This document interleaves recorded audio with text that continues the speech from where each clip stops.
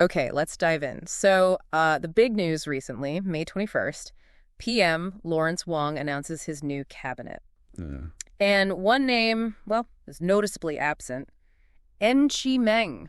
yeah, that definitely got people talking. It felt a bit like, political lightning striking. Absolutely. The public reaction was immediate, wasn't it? There was that petition online. The one that gathered, what, over 28,000 signatures? Yeah, Really fast. exactly. So our mission today, as always, is to dig into the source material we've got. We want to unpack the facts behind his omission. And figure out if there's maybe more to it than the official story suggests. Right. Because the official line from PM Wong was quite clear. He said Eng himself asked not to be included. Yeah, the reason given was N wanting to focus fully on his NTUC Secretary General role. And also his constituency work in Jalankayu SMC, where he just won that by-election on May 3rd. So that's the official explanation. But when you look closely at the sources, the timing is, well, it's quite interesting. Also. Well, N's request, or at least the announcement of it, happened right as that online petition was really gaining momentum, exploding almost. Ah, okay. So let's connect those dots. That petition, the 28,000 plus signatures, it wasn't just general unhappiness, was it? No, not at all. The sources link it directly to the Nenchi Meng's role in backing that really controversial plan. You mean the proposal to sell a majority stake in income insurance? Exactly. NTUC's own insurer potentially being sold off to a big foreign firm, Alliance, from Germany. And the criticism was pretty fierce, right? It wasn't just online chatter. No, definitely not.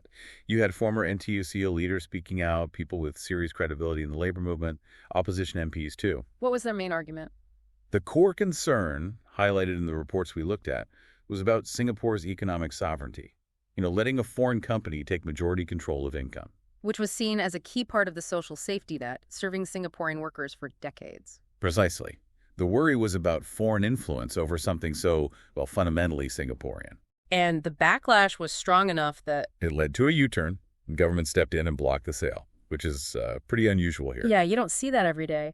So the fallout from all this... The consequence, according to the analysis, was that for many, especially within NTUC's traditional base, Eng's standing was damaged. Trust had been eroded. Because he was so closely associated with that failed proposal. Right. But then, fast forward to the cabinet announcement, and PM Wong's framing is quite careful. He called Eng's exclusion just a temporary arrangement, not a dismissal. And that's where the political nuance, which the sources explore, really comes in. Calling it temporary, it does a few things. Like what? Well, first, it buys the PM time, doesn't it?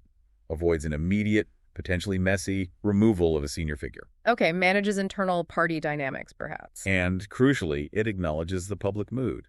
It signals, we hear you, maybe now isn't the right time for him in cabinet, given the income controversy. So it's a kind of balancing act. Pragmatism meeting?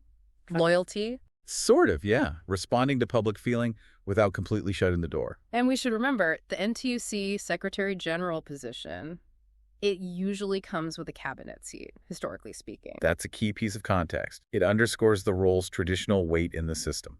But PM Wong did say the role could be filled in cabinet eventually. Yes, he left it open.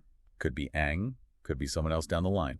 The door isn't bolted, just closed for now, it seems. So for you listening, what's the takeaway here? Is this PM Wong playing the long game, strategic patience, while things cool down? Or maybe more of a delay tactic, hoping public feeling might shift over time. It really throws a spotlight on that tension, doesn't it? Between public opinion, political maneuvering, and these long-standing institutional roles. It absolutely does. Oh, yeah. How much weight does public backlash carry versus political tradition? Which leads us to a final thought, something raised in the analysis we read. Does the NTUC chief always need that cabinet seat just because it's tradition? Or is PM Wong's approach here actually quite shrewd, given the specific circumstances, the backlash, the current political climate? Is it a necessary adjustment? Something for you to think about. Is tradition always the right path, or is flexibility sometimes wiser?